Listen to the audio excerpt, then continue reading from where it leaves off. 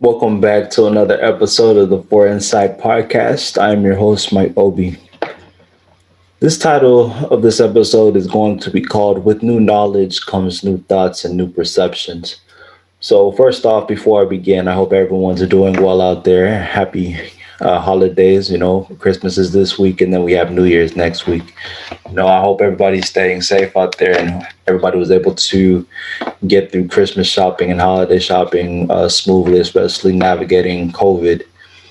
But where this episode kind of got its legs and how it came about was that I found myself recently in a situation where I had to make a decision in terms of career adjustment and really changing paths. And I think that that's something that we all go through is making decisions and having to live with those decisions. And so I thought I'd just go into that. Now, where it begins is that it all starts with when I first graduated college. I had a perception on work and on life and on careers, which was based off of the idea that I was a, I was very skeptical of education and having to go to school because I felt school was more so an entity that siphoned money from you just to get a piece of paper that said you could work, right? And so naturally I got through my undergrad degree and it was just about, okay, let's find a job so I can get to this money, right? And in the beginning of the year, it was very frustrating because I got my degree and, there was this initial kind of belief that you get the degree, the money, and the job will be handed to you as soon as you walk across that stage and you're handed your diploma. And what I soon found was that it was not the case. It took actually a lot longer to find even an opportunity, let alone a position, right? And it really took, honestly, a pandemic to give me the opportunity. And it's unfortunate that it took that to happen. But nonetheless, I was really growing frustrated with, okay, applying here, applying there, applying to this, source, applying to that source, and every where I was trying, I was coming up short. It was empty. So then naturally, I had to look at the situation that I chose to put myself in. Well, you have an undergrad degree in a field where the demand, give or take, is not as high as it could be, right? And so then you really start to understand the whole idea of your field, your investment, and your cost risk analysis. What major you pick determines based off of its difficulty generally the job market and the demand of what you are and your skill set whenever you graduate. All right. And I think that's something that a lot of people don't get taught when they first get into college. Everyone wants to pick a major that maybe they see as doable, but then there's not a lot of viability out there in the job market if they don't have the proper connections. And then they get, stuck in a situation in which, they're looking for a job and they aren't able to find anything. And then they're this young person or even a person who's getting up there in age maybe had to adjust and they aren't getting the opportunities that they thought were going to be afforded to them. That was something that was for me very annoying and kind of tough to deal with in the beginning. And so then with that though, I decided that I had to change my perception of reality and say, well, I don't like the situation that I'm in now. How can I make it better?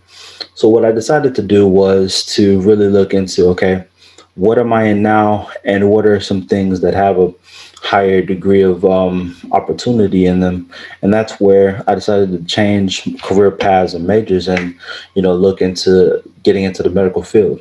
You know, because with the medical field, there's a higher demand, and also there's it's something I feel like I could do, and I still have a passion for because I do think that it is still important to do something that you don't mind getting up and going to work and doing every single day, right?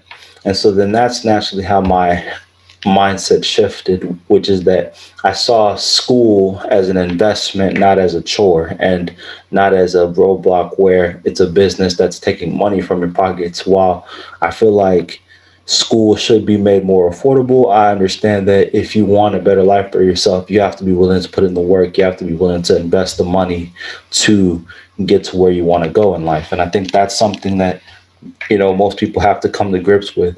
If you want a better situation for yourself, are you willing to put in the work? And so, with this new understanding of life and me flipping my mental approach, it was able to get me to start on other ventures. Me starting this podcast, and also me really taking, changing my life and leveling up seriously. And in me doing that, and me putting that energy out there, I was able to get a job opportunity, which is the job that I'm working in now. So as I get this new job and I'm getting this new experience, and I'm adjusting to being a person who works actual full-time salaried position, I'm looking at also, I'm making better money than I was, but can this money sustain me long term, the big picture?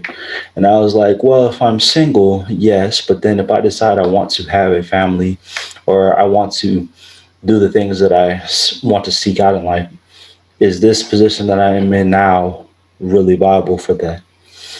And being realistic with myself, I said, no, it's not. It's not there yet. There's another level that I can go to. There's another level that is there where, that's where people go back to school, because many people say, I got a bachelor's degree, I got a career job, and that's it. I'm done. And that's perfectly fine. But I look at it and say, well, can there be more that could be added to this, right? And this is largely my father, really pushing me, and me and him having our conversations, and him kind of getting me to understand, like, you see A plus B equals C. Is C the most viable option for you? If it's not, then what are you going to do? Are you going to interject some catalysts to grow it and to, create a better life for yourself by going back to school? And I had to look at it and say, absolutely, that I needed to really grow again. So now I'm in the process of going back to school. And with facing this new challenge and this new opportunity, there's a couple of different avenues that I've been looking into and kind of weighing and processing. And I think this is the real challenge in life, is understanding what you want to do and how you want to go about doing it. Understanding, okay, this is what it's going to cost to get into this field or get into this program. What is the return that you're going to be getting on your investment? Is there more job stability? Is it higher earning potential? Is it higher income, higher salary? Is there more opportunities? Are you in demand? All those things I think I was looking at. And, honestly, it's not easy, and I wouldn't say confusing is the word, but definitely, something where it's taking a lot of thought and a lot of processing, to get it all done. But in the end, this is part of growth and part of the process, and I'm very fortunate and thankful that I have this opportunity to, first off, improve my life, and to go back to school and have education and have it opportunities afforded to me, because I understand that, if there's nothing 2020 has taught us, is that you never take anything for granted, right? And so I just thought that, a situation in which people are having to adjust both mentally and as well as, just the surrounding, the circumstances, is something that we all kind of go through. But, the main thing I think I'm realizing too is that it's okay to not have all the answers at one time, right? And as long as you do your homework, you do your due diligence, and you look into everything like I'm doing now, seeking out your mentors, seeking out people in the field, and seeing what it really is that you're getting yourself into. I think all of those things are, methods and practices that can help you make an informed decision, and can help you, you know, understand the best course of action. But that'll do it for this episode, quick hitter for the holidays, and just sharing my thoughts and giving everyone something to think about. Like I said, I hope everyone stays safe out there. Merry Christmas and Happy New Year's to everyone. We'll be back next week with a new episode for you guys. Once again, I'm your host, Mike Obi. This is the 4 Insight Podcast. Much love and appreciation.